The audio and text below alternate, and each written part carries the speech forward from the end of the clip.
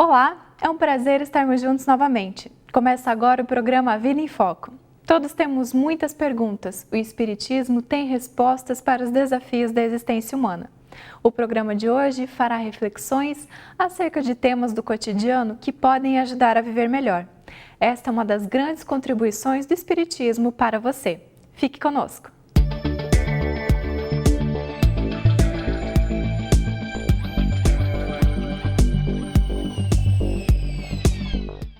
O Espiritismo é a resposta do mundo espiritual ao materialismo mundano que dominou e ainda contamina multidões, impérios, filosofias e segmentos religiosos em todos os tempos. Nas feições de ser o Consolador prometido por Jesus, a doutrina espírita avança em todos os continentes do planeta, sem perturbar estruturas construídas, violentar consciências ou destruir dogmas, já que tem por consciência dos seus ensinos respeitar a todos no estágio compreensivo em que se encontram sobre as leis da vida. Na entrevista de hoje, o confrade Flávio Zanetti, que reside e atua profissionalmente nos Estados Unidos, trará informações importantes sobre a disseminação do Espiritismo nas terras da liberdade, na grande nação americana. Acompanhe conosco logo mais. A Vida em Foco traz também curiosidades, crônica, o Espiritismo esclarece e, fechando o nosso encontro de hoje, mais reflexões sobre a doutrina espírita e os ensinamentos de Jesus. Você é o nosso convidado. Fique conosco. Confira agora a crônica da semana. O espírito, quando resolve por renascer, realiza o seu planejamento encarnatório.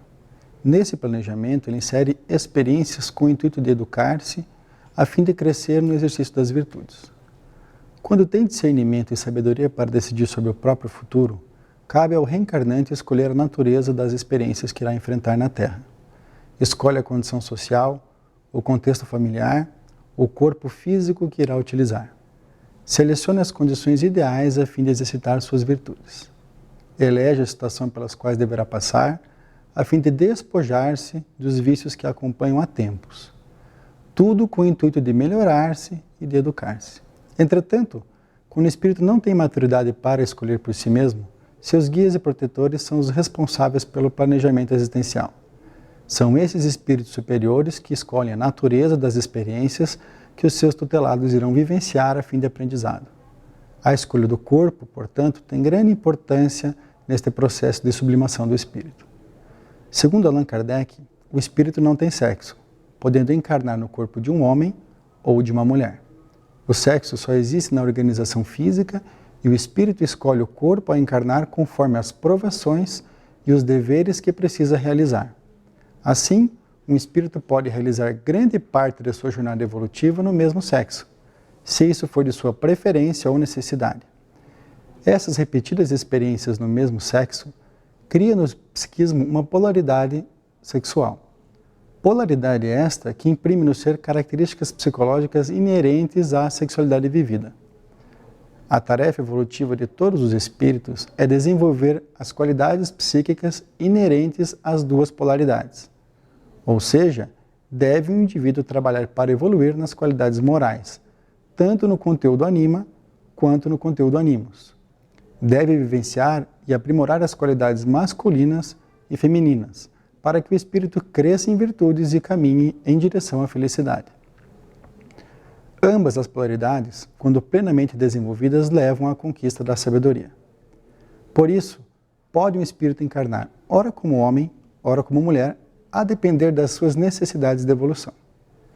E não é incomum que o espírito se demore séculos na mesma polaridade, masculina ou feminina, a fim de consolidar as virtudes inerentes a esta polaridade escolhida.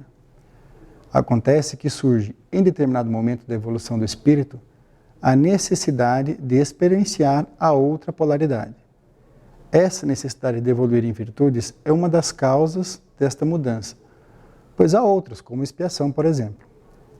Quando, ao longo das reencarnações, o espírito não consegue desenvolver os valores evolutivos inerentes às duas polaridades, precisa vivenciar uma nova posição existencial. E quando a estrutura fisiológica e anatômica do ser não corresponde às aspirações psicológicas impressas em existências anteriores, surge o interesse homossexual. Quando encarnado, é a conduta moral do espírito que irá delinear se a sua existência será harmônica ou conflitiva. O interesse homossexual não é uma doença, nem falha de caráter. É uma experiência que este ou aquele espírito precisa vivenciar. A religião espírita é uma religião não segregadora, é uma filosofia consoladora. Todas as pessoas interessadas em conhecer o espiritismo devem ser bem recebidas no centro espírita.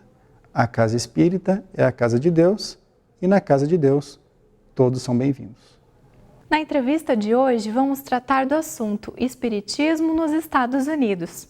Como está a doutrina na Terra da Liberdade? Confira agora.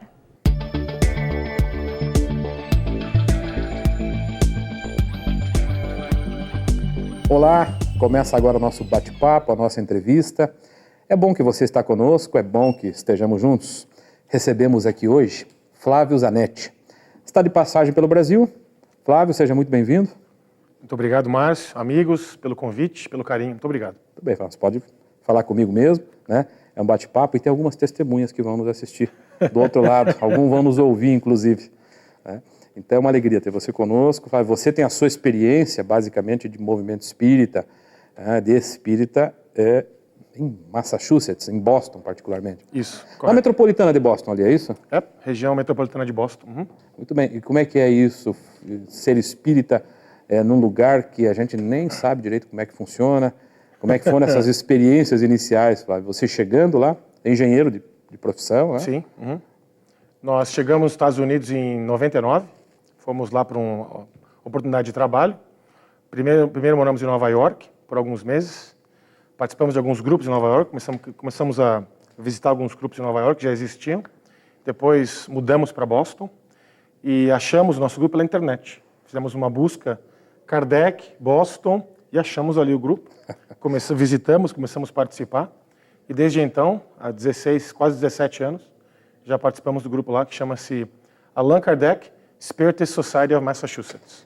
O Caminho, Verdade e Vida. E como é que era isso há 16 anos? Era bem menor, né? Bem poucas pessoas, o grupo era pequeno, era singelo. Hoje o nosso grupo, para ter uma ideia de progresso, né?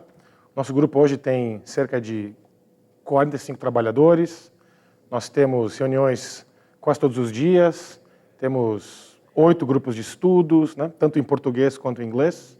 O grupo cresceu bastante. Mas o curioso, Márcio, é que a nossa casa começou com 4 pessoas embaixo de uma árvore. As pessoas foram se juntando, né? Conhecendo eu também sou espírita, que interessante, fundaram o grupo. Há 26 anos atrás, se não me engano, o grupo foi fundado.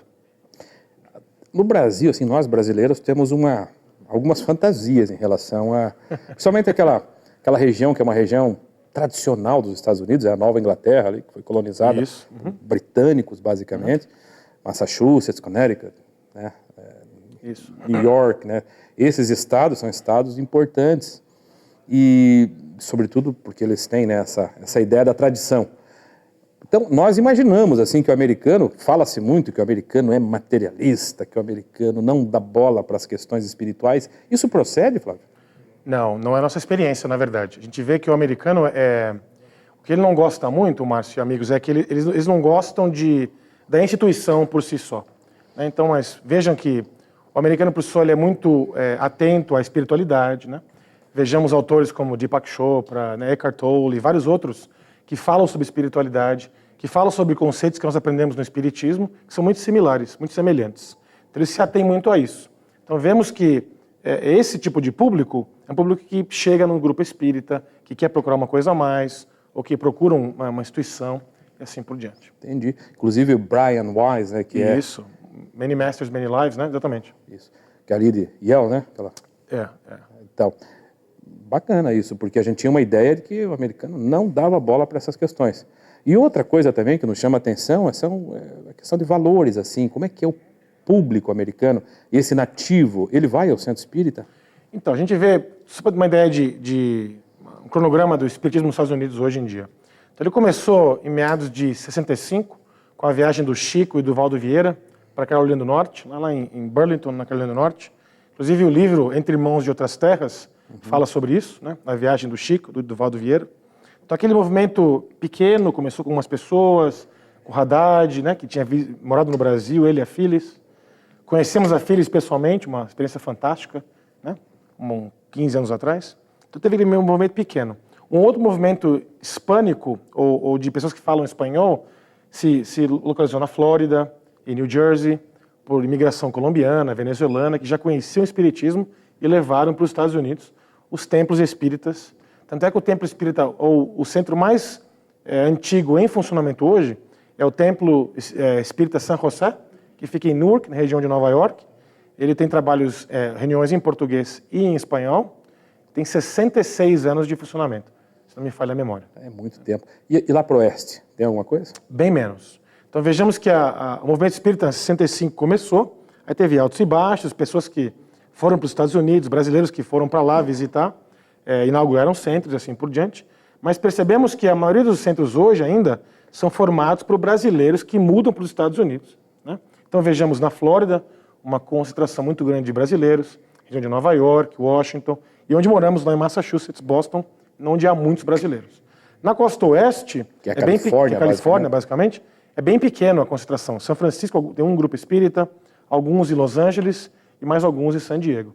E mais ou menos por aí que fica o movimento espírita nas costas, né? Mas ele vem crescendo. Vem crescendo. Hoje temos notícia de mais de 100 grupos espíritas no país todo, né? Então, de novo, né, o cronograma do movimento espírita nos Estados Unidos. A partir do ano 2000, mais ou menos, onde as visitas de Divaldo, Raul e outros tantos palestrantes famosos se intensificaram nos Estados Unidos, os grupos começaram a se proliferar. Abrir outros lugares, outros estados, outras cidades. E aí vimos essa expansão do movimento espírita como ele é hoje. Até os anos 90, por exemplo, existiam menos de 40 grupos espíritas. Entendi. E você acha que esse crescimento deve exatamente à presença desses expoentes brasileiros lá? Com certeza. A grande maioria dos grupos espíritas ainda, os trabalhos ou as reuniões são feitas em português, né?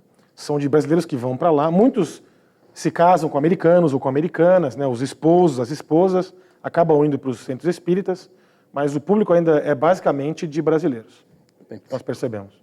Flávio, a gente vai fazer um breve intervalo e depois do intervalo a gente vai tentar explorar um pouquinho mais e como é que o espiritismo pode contribuir com o nativo norte-americano. Ele tem a sua cultura, ele tem seus valores, ele tem um jeito de funcionar muito diferente do nosso jeito aqui no Brasil. E qual é a grande contribuição que o espiritismo pode levar para os americanos, considerando esse crescimento que atingiu aí, né, um número bem interessante, né, 100 instituições espíritas em todo o país. A gente já volta, a gente faz um intervalo. Fique conosco que a gente já volta. Vamos para um breve intervalo e logo voltaremos com a segunda parte da entrevista. Não saia daí.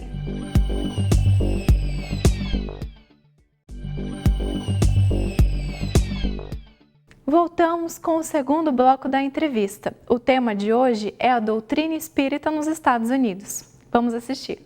Estamos de volta e estamos conversando aqui hoje com Flávio Zanetti. Flávio Zanetti é um companheiro que atua em Boston, um companheiro que atua nos Estados Unidos, engenheiro por formação, e ele me dizia que tem formação em sociologia, formação num monte de coisa, que eu nem entendo direito o que é, né? Mas é bacana, né? É bacana saber que você está lá, né, e trabalhando numa instituição espírita. E a pergunta, Flávio, é a seguinte: por que é que você acha que o espiritismo está crescendo e qual é a contribuição que você acha que o espiritismo pode dar para os, basicamente, norte-americanos? Então, a gente vê, por exemplo, depois de um momento muito triste na cultura americana, que foi o atentado de 11 de setembro, nós vemos um crescimento grande das pessoas procurando mais grupos espíritas, né? Por que acreditamos isso?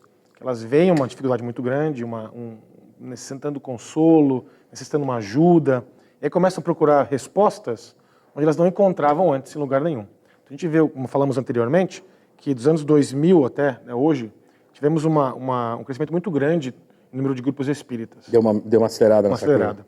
E acreditamos que o consolo que a doutrina espírita presta para as pessoas é o modelo basilar da procura por alguma coisa a mais. Então, eles não estão satisfeitos com alguma coisa que eles já aprenderam, ou uma religião, uma filosofia, uma doutrina, né? Alguma coisa assim, e começam a procurar alguma coisa a mais. E eles ficam? Muitos sim, muitos não. É muito variado. Depende muito da religião, né? O americano por si só ele muda muito de lugar, de trabalho, de cidade. Nós aqui no Brasil crescemos muitas vezes na mesma casa, moramos na casa dos nossos pais, casamos e ficamos no próprio bairro que moramos. O americano é meio nômade em alguns aspectos. Então, eles trocam de trabalho muito rápido, vão para outros lugares. Então vemos, por exemplo, companheiros nossos que frequentavam o nosso centro em Boston, hoje estão na Califórnia, outros foram para o Texas, uns inclusive lançaram ou criaram grupos no Texas e assim por diante. Então, considerando que os Estados Unidos, 51 estados, né, que formam os Estados Unidos, claro que entre eles há diferenças significativas, né? Eu gostaria de saber de você se é mais fácil, né? Qual público é mais fácil? Qual cultura é mais fácil para o espiritismo chegar? Se há preconceito, se há aceitação fácil ou não? Eu não diria que é mais fácil, eu diria que todos são o desafio é muito grande para nós brasileiros, que nascemos no Brasil, que somos, né, que fomos criados aqui, para chegarmos num país novo e levarmos uma ideia, uma doutrina como a doutrina espírita para as pessoas que estão lá. Acreditamos que, onde moramos em Boston, né, embora nós visitamos alguns centros em outros lugares, pelo nosso trabalho viajamos muito pelos Estados Unidos, né, pelo mundo afora, visitamos outras instituições, já participamos do Conselho Espírita Americano, que é um órgão vinculado ao SEI, né, Conselho Espírita Internacional. Então vemos que nos estados que são mais liberais, é mais fácil. Como a Flórida, por exemplo, assim só, Nova York, Boston. Quando você fala liberal, é um estado acolhe mais diferenças? Acolhe mais progressivo, né? Quando vemos, por exemplo, estados mais conservadores, como o sudeste americano, a Carolina do Norte, do Sul, a Georgia, Mississippi, né? O norte da Flórida também, aquela região sudeste americana, fora a Flórida, onde inclusive tem o apelido de Bible Belt, ou cinturão da Bíblia, né? Que eles chamam, as pessoas são mais conservadoras, não estão assim abertas por uma coisa nova. Então vemos que lá tem pouquíssimos grupos espíritas, tem alguns na Atlanta, na Georgia, mas fora ali não tem muitos outros grupos espíritas. E a Califórnia é considerado um estado liberal. Sim, sim. E por que o espiritismo não cresce tanto lá quanto cresce, por exemplo, na Flórida? Boa pergunta. Por causa da quantidade de brasileiros, acreditamos nós, nessa é a nossa ideia nossa, pela quantidade de brasileiros que não é igual, por exemplo, em Massachusetts, ou em Nova York, ou na Flórida, por assim dizer. Entendi. Você acha que o estadunidense nativo ele precisa do espiritismo mesmo? Não diria que precisa. Eu diria que a mensagem espírita é muito consoladora. Então ela pode acolher qualquer povo, né? A universalidade dos conhecimentos espíritas, como está no Livro dos Espíritos, né? Vai alcançar o mundo afora. O que nós acreditamos que recebemos ou percebemos das pessoas que nos visitam é que o consolo que nós prestamos, o atendimento fraterno, ou a própria mensagem, estudos, a pessoa se liga naquilo e tem muito benefício com relação a isso. E o perfil? Jovens, mais maduros? 25, 35 anos, universitário, que já leu, por exemplo, outras filosofias, né?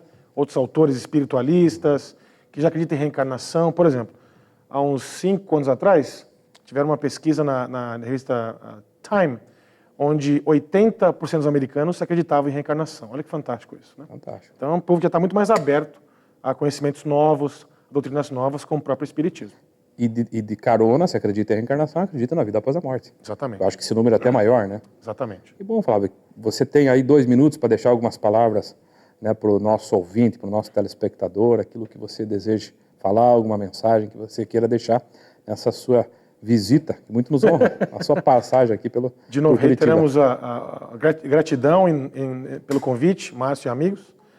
Aproveitamos para convidar os amigos que forem visitar os Estados Unidos, que visitem os grupos espíritas lá. Temos na costa leste, costa oeste, procura no site.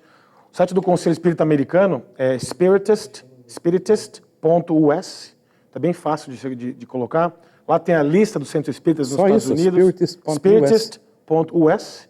Aí temos lá um catálogo dos centros espíritas. Visitem os amigos lá que estão trabalhando, né? E levando a doutrina espírita em solo americano.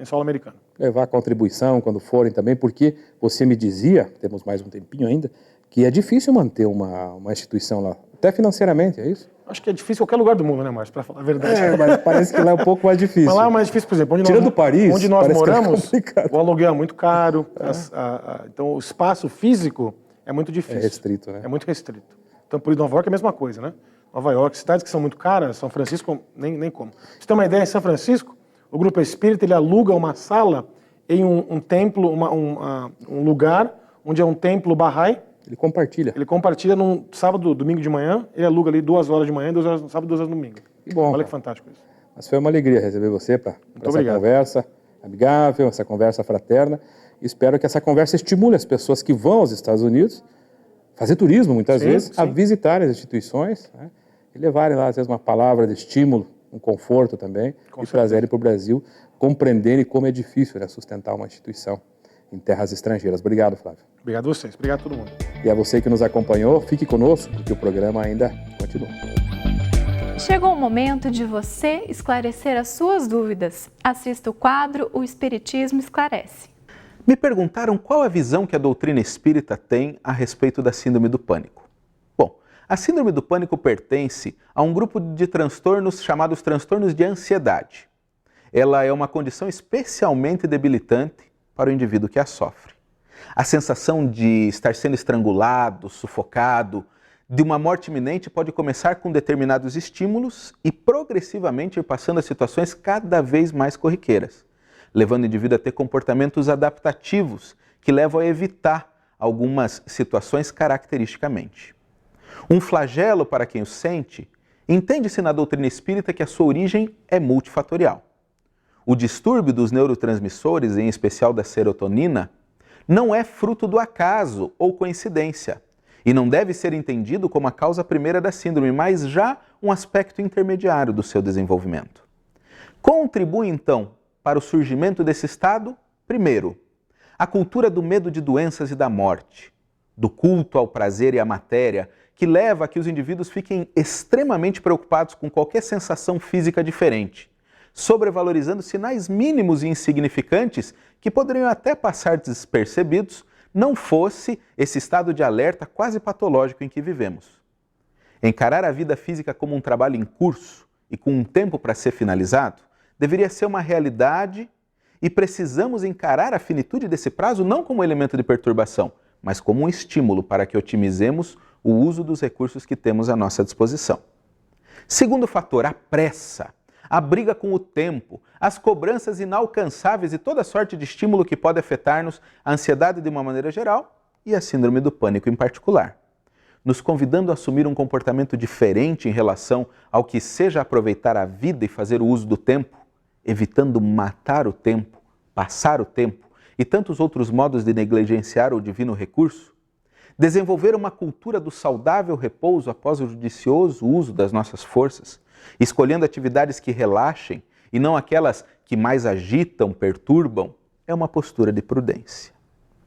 O terceiro elemento, e já pensando como lidar com ele, é que claramente existem influências espirituais, que não diferem essencialmente das influências que podem acontecer em quaisquer estados patológicos ou mesmo quando estamos saudáveis. O que nos cobra uma atitude de buscar a sintonia com aquelas influências que sejam as positivas e promotoras, e não as negativas e que nos parecem estrangular. Quarto, uma tendência genética. O espírito Joana de Ângeles refere na obra Amor, Imbatível Amor, que a propensão genética que alguns indivíduos carregam para transbordar os seus neurotransmissores na forma de crises de pânico difere de outras pessoas que podem vir a manifestar esse seu desequilíbrio em outras maneiras. É geneticamente manipulada, mas não é incidental.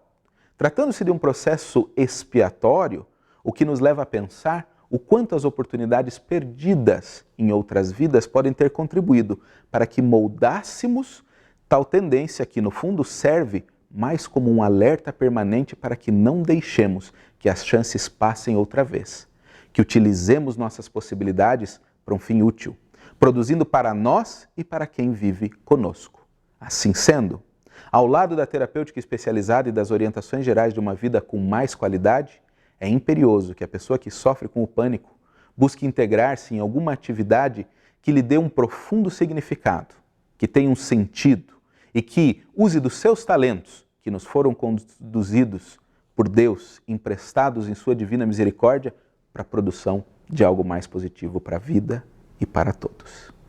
Alberto Almeida nos traz momentos de reflexão com o quadro Espiritualidade em Gotas. Fique conosco.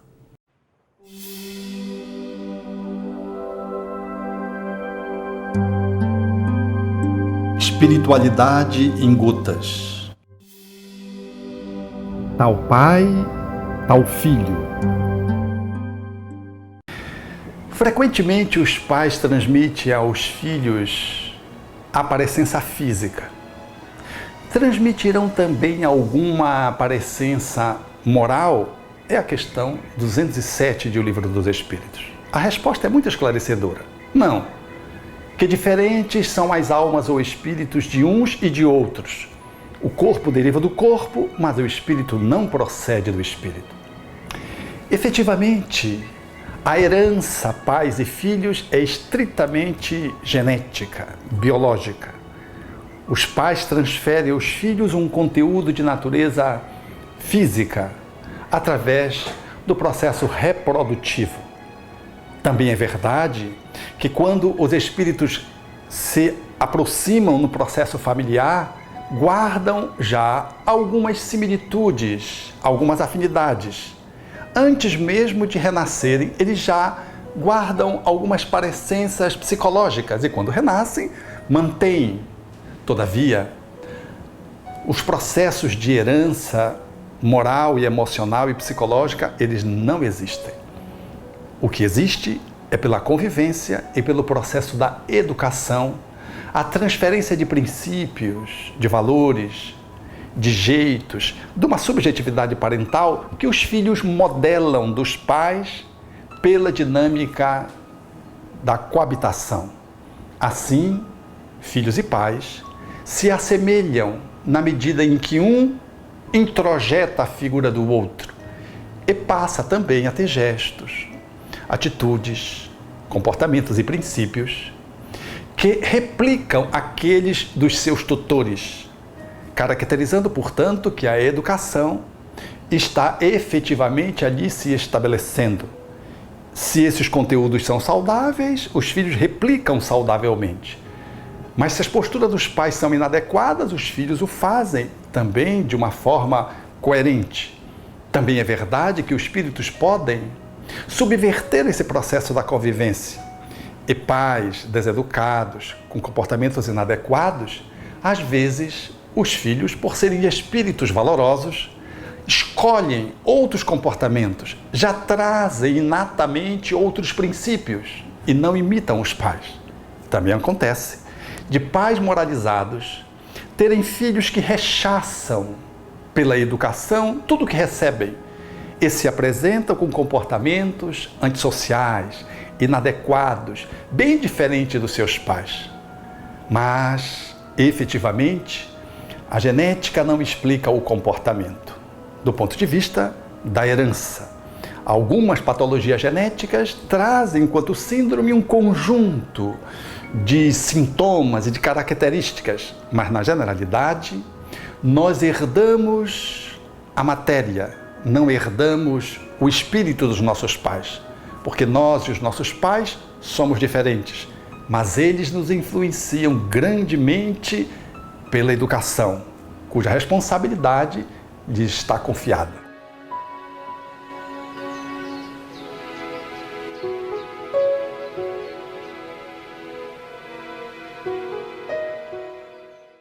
Obrigada por nos acompanhar até aqui. Essa audiência é muito importante para nós. A Vida em Foco volta na semana que vem com mais novidades. Se você perdeu alguma edição anterior do programa, acesse o site www.avidaemfoco.com.br. Através do e-mail contato@vidaemfoco.com.br, você pode enviar suas perguntas e sugestões para a produção do programa. Agradecemos muito a sua companhia. Tenha uma ótima semana e até o próximo programa. Tchau!